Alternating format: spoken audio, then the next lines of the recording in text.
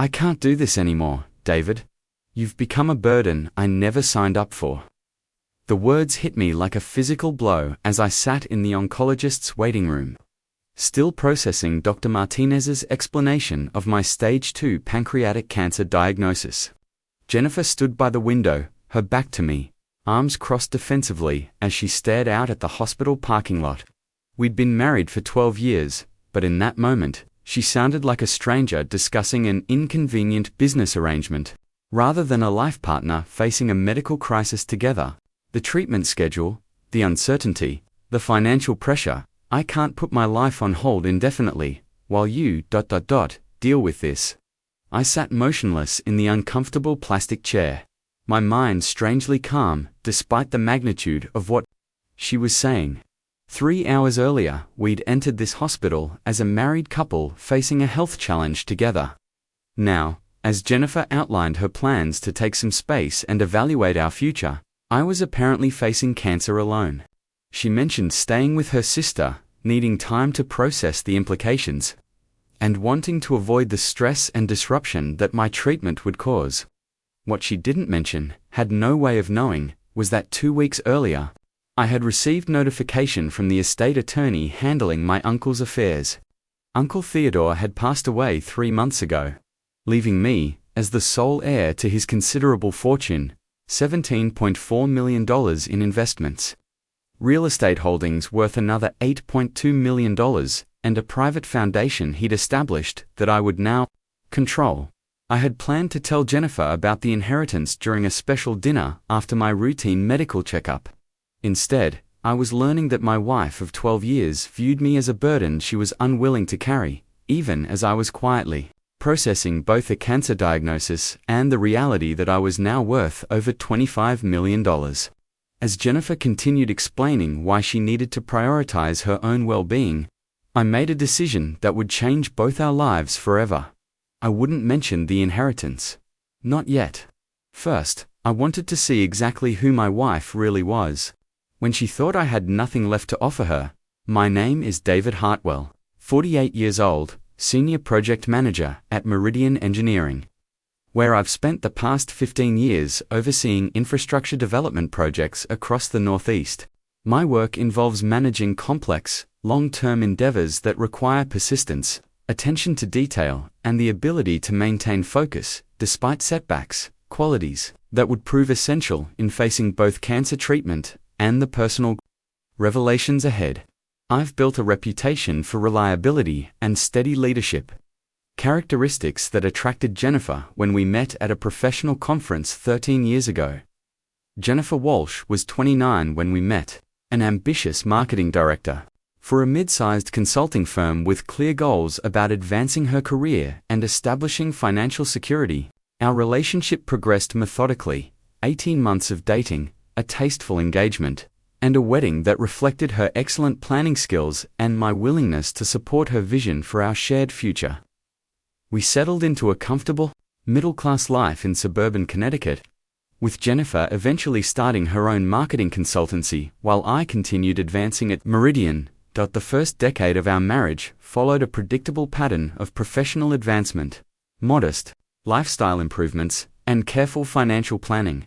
We purchased a larger home, took annual vacations to destinations Jennifer researched extensively, and maintained separate but coordinated career trajectories. Jennifer's consultancy grew steadily while my salary and responsibilities at Meridian increased proportionally. Our relationship had always been more practical than passionate, built on shared goals and compatible lifestyles rather than deep emotional connection. We functioned well as a team, managing household responsibilities efficiently and supporting each other's professional ambitions. Jennifer appreciated my stability and reliability. I valued her intelligence and organizational skills. It wasn't a romance novel, but it seemed like a solid foundation for long-term partnership. The only significant stress in our marriage had been Jennifer's increasing concern about financial security as we approached middle age. Despite our combined income exceeding $180,000 annually, she frequently worried about retirement savings, healthcare costs, and maintaining our lifestyle if either of us faced career setbacks. These concerns had intensified over the past 2 years, as several of her friends dealt with layoffs or medical emergencies that strained their finances. The irony of her financial anxiety wasn't lost on me, given my family background. My father's brother Theodore Hartwell had been something of a mystery figure throughout my life, a brilliant engineer who had parlayed several patents into substantial wealth through strategic investments and real estate acquisitions. Uncle Theodore lived modestly despite his fortune, maintaining an unassuming apartment in Boston while quietly building an empire through careful financial management. Theodore and I had maintained a cordial but distant relationship throughout my adult life. He attended our wedding, sent thoughtful gifts on holidays, and occasionally called to discuss engineering projects or investment strategies. Jennifer met him only a few times and viewed him as an interesting but irrelevant relative who lived too simply for someone supposedly successful. When Theodore died suddenly of a heart attack 3 months ago, I expected to inherit a modest amount, perhaps enough to pay off our mortgage or fund a nice vacation. The call from his estate attorney, Margaret Chen, revealed something entirely different. "Mr. Hartwell, I need to schedule a meeting to discuss your uncle's estate," she had said.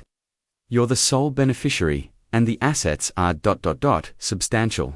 We should meet in person to review the details." The meeting 2 weeks ago had been surreal. Theodore's estate included a diversified investment portfolio worth $17.4 million, real estate holdings across New England valued at $8.2 million, and controlling interest in a private foundation focused on engineering education that he had funded with another $3.8 million. Total value, over $29 million, with minimal tax implications. Due to his careful estate planning, your uncle was extremely methodical about wealth preservation, Margaret explained. He lived on investment income while allowing the principal to compound for decades. He also structured everything to minimize estate taxes and ensure smooth transfer to you. I had walked out of that meeting in a daze, simultaneously grief about Theodore's death and overwhelmed by the magnitude of what he had left me. My immediate instinct was to share this news with Jennifer, but practical considerations made me pause. The inheritance would fundamentally change our financial situation and life options. I wanted to present it thoughtfully, perhaps with specific plans for how we might use this unexpected wealth. Then came the routine medical checkup that led to additional tests, followed by today's devastating diagnosis and Jennifer's equally devastating response to it, sitting in that hospital waiting room. Listening to my wife explain why my cancer made me an unacceptable burden, I experienced a clarity that comes only during life-altering moments. I was facing a serious medical challenge, but I now had unlimited resources to address it. I was learning that my marriage was more fragile than I had realized, but I also had the financial independence to make decisions based on principle rather than necessity. Most importantly, I was discovering who Jennifer really was when faced with adversity. Her reaction wasn't grief or fear about my health, it was calculation about how my illness would impact her comfort and convenience. This revelation was as significant as the cancer diagnosis itself. I listened to Jennifer's explanation without argument or pleading. When she finished outlining her plans to take space while I dealt with my situation, I simply nodded. "I understand," I said quietly. "You need to do what you think is best for yourself." She seemed surprised by my lack of resistance, perhaps expecting tears or desperate attempts to change her mind. "I'm glad you're being reasonable about this," she said. "I'll need a few days to pack and make arrangements." "Take whatever time you need," I replied. "I'll handle the medical situation myself." Over the following week, I watched Jennifer systematically extract herself from our shared life. She cancelled her involvement in joint social obligations, redirected her business mail to her sister's address, and began moving personal items out of our home. Her efficiency was impressive, though the clinical nature of her departure removed any remaining doubt about her priorities. During this same period, I met with Margaret Chen again to discuss immediate access to inheritance funds for medical expenses. I also consulted with Dr. Martinez about treatment options. reviewing both standard protocols and experimental therapies that might not be covered by insurance. The freedom to pursue optimal care without financial constraints was one immediate benefit of Theodore's legacy. Given your financial resources, Dr. Martinez said after I explained my situation, I'd recommend we consider several aggressive treatment options that combine traditional and innovative approaches. The costs would be significant, but your outcomes could be substantially better. I also made an appointment with Dr. Sarah Williams, a therapist who specialized in helping individuals navigate major life transitions. Our first session focused on processing both the cancer diagnosis and Jennifer's departure, understanding how these simultaneous crises were affecting my emotional state and decision-making. It sounds like you're dealing with two separate betrayals, Dr. Williams observed. Your body has betrayed you with cancer, and your wife has betrayed you by abandoning the marriage when you need support most. How are you managing these feelings? I explained my strange sense of clarity about the situation, my relief at understanding Jennifer's true character, and my uncertainty about whether to reveal the inheritance before or after our separation was finalized. What would you accomplish by telling her about the money now? Dr. Williams asked. I'm not sure, I admitted. Part of me wants to see if it changes her calculation. Part of me thinks it's irrelevant to the fundamental issue of who she is as a person. And what do you think that fundamental issue is? She values financial security more than personal loyalty. When she thought I was becoming a financial liability, she left. If she knew I was now wealthy, she might return. But that wouldn't change her basic character or priorities. 2 weeks after Jennifer moved out, I received a call from her attorney, requesting a meeting to discuss separation terms. Jennifer apparently wanted to formalize our arrangement quickly, probably to minimize any obligation to support me during treatment. I agreed to meet, but insisted that my own attorney be present. The meeting was held in a sterile conference room downtown, with Jennifer appearing composed and businesslike as her attorney outlined proposed terms. She would retain her business and personal assets, while I would keep the house and manage my medical expenses independently. She was requesting minimal alimony, apparently confident that my reduced work schedule during treatment would limit my income. Mrs. Hartwell wants to ensure a clean separation with minimal ongoing obligations, her attorney explained. Given Mr. Hartwell's medical situation and the uncertainty about his future earning capacity, she believes this arrangement protects both parties from additional complications. I listened to the presentation without comment, occasionally nodding as if considering the terms. When they finished, I turned to my attorney. James, please present our counter-proposal. James opened his briefcase and removed a folder containing financial statements, property valuations, and inheritance documentation. Before we discuss separation terms, he began, there are some assets that need to be disclosed for proper evaluation. He laid out the inheritance documentation methodically, explaining each component of Theodore's estate and my new financial position. As the numbers became clear, the atmosphere in the room shifted dramatically. Jennifer's attorney stopped taking notes, staring at the documents with obvious shock. Jennifer herself went pale, her composure cracking as she realized the magnitude of what she was learning. This inheritance was received after separation. Her attorney asked hopefully. No, James replied.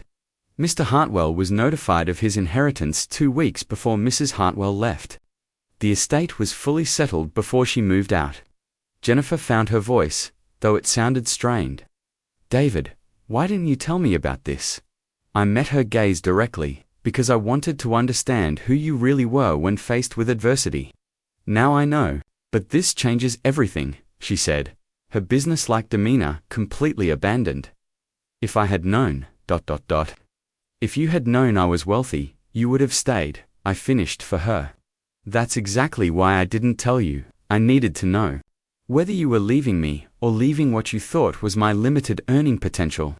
The meeting concluded with Jennifer's attorney requesting time to reassess the situation. Based on the new financial information, James and I left them to process the implications, while we returned to my office, to discuss next steps. She want to reconcile, James predicted. Her attorney will advise her that walking away from a $29 million estate isn't financially rational. Probably. I agreed, but that doesn't change the fundamental issue. She abandoned the marriage when she thought I was becoming a liability. The inheritance doesn't alter that reality. True to James's prediction, Jennifer called that evening, requesting a meeting to discuss our situation privately. I agreed, curious to hear how she would attempt to reframe her departure now that the financial landscape had changed. We met at a neutral location, a quiet restaurant where we had celebrated our 10th anniversary. 2 years earlier, Jennifer appeared carefully dressed and nervous, a striking contrast to the confident woman who had outlined her departure plans 2 weeks ago. David, I need to explain something, she began. When I said I needed space, I wasn't abandoning our marriage. I was just overwhelmed by everything. The diagnosis, the uncertainty, the stress. I thought some time apart might help us both process things better. I listened without interrupting, as she attempted to recast her departure as a temporary coping mechanism rather than a permanent abandonment. Her revisionist interpretation was impressive in its creativity, though it contradicted virtually everything she had said during our hospital conversation. Jennifer, I said when she finished, do you remember what you called me in the hospital? You said I had become a burden you never signed up for. You talked about not wanting to put your life on hold indefinitely. Those weren't the words of someone taking temporary space to process stress. Her face flushed slightly. I was emotional. People say things they don't mean when they're scared and confused. I don't think you were confused at all, I replied. Calmly, I think you were making a rational decision based on what you thought was our financial reality. Now that you know the actual financial reality, you're making a different rational decision. But the calculation is the same. You're choosing based on what benefits you most. That's not fair, she protested. Marriage is a partnership. Of course, financial considerations matter. I was thinking about both our futures. You were thinking about your future, I corrected. You made it clear that my medical situation was a burden you weren't willing to carry. The inheritance doesn't change my cancer diagnosis or the treatment challenges ahead. It just changes whether you view those challenges as financially acceptable. The conversation continued for another hour, with Jennifer alternating between attempting to minimize her departure and arguing that the inheritance created new possibilities for our relationship. I listened with detached interest, analyzing her arguments as I would evaluate any business proposal. When we parted that evening, I had agreed to consider reconciliation, but made no commitments. Jennifer seemed hopeful, though I suspected she was already calculating how to position herself favorably if I decided to proceed with divorce instead. Over the following week, I consulted with Dr. Williams about the situation, seeking perspective on whether Jennifer's reaction to the inheritance revealed character growth or simply expedient adaptation. What matters to you most in a life partner? Dr. Williams asked during our session.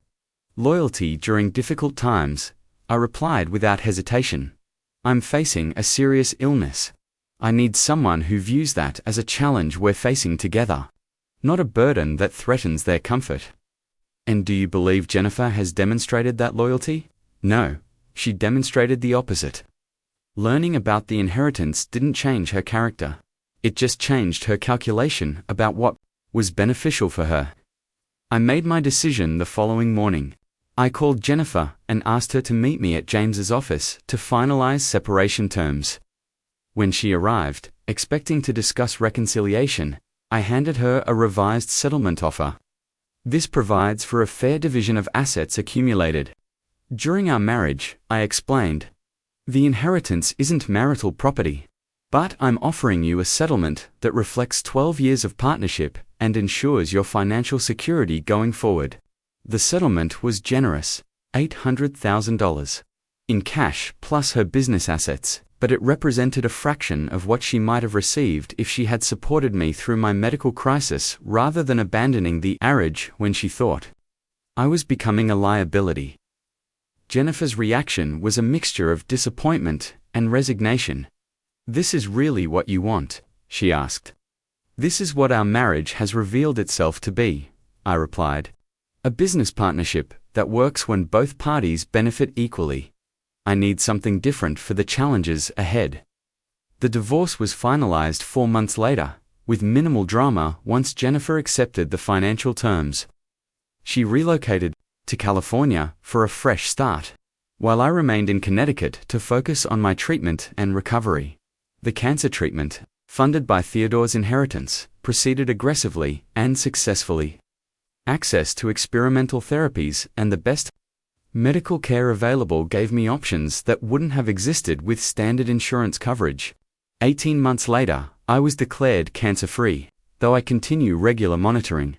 More importantly, the experience taught me valuable lessons about character, loyalty, and what matters most in relationships. The inheritance provided financial security, but the real gift was clarity about who I could depend on during difficult times. 2 years after the divorce, I began dating again, more cautiously but with better understanding of my own priorities. When I met Rebecca, a nurse who worked with cancer patients, I was transparent about both my medical history and financial situation from early in our relationship. Her response, genuine concern about my health, combined with complete indifference to my wealth, confirmed that I had learned to recognize authentic character. My wife called me a burden after my diagnosis. She didn't know I'd inherited everything, but the inheritance wasn't the real revelation. It was the lens that allowed me to see who she truly was when faced with adversity. Theodore's greatest gift wasn't the money he left me. It was the timing that allowed me to understand the difference between a partner who loves you for what you can provide and one who stands with you regardless of what you're facing today. Cancer-free and building new relationships based on authentic connection rather than financial convenience. I'm grateful for both the inheritance that secured my future and the experience that taught me what really matters when everything else is stripped away.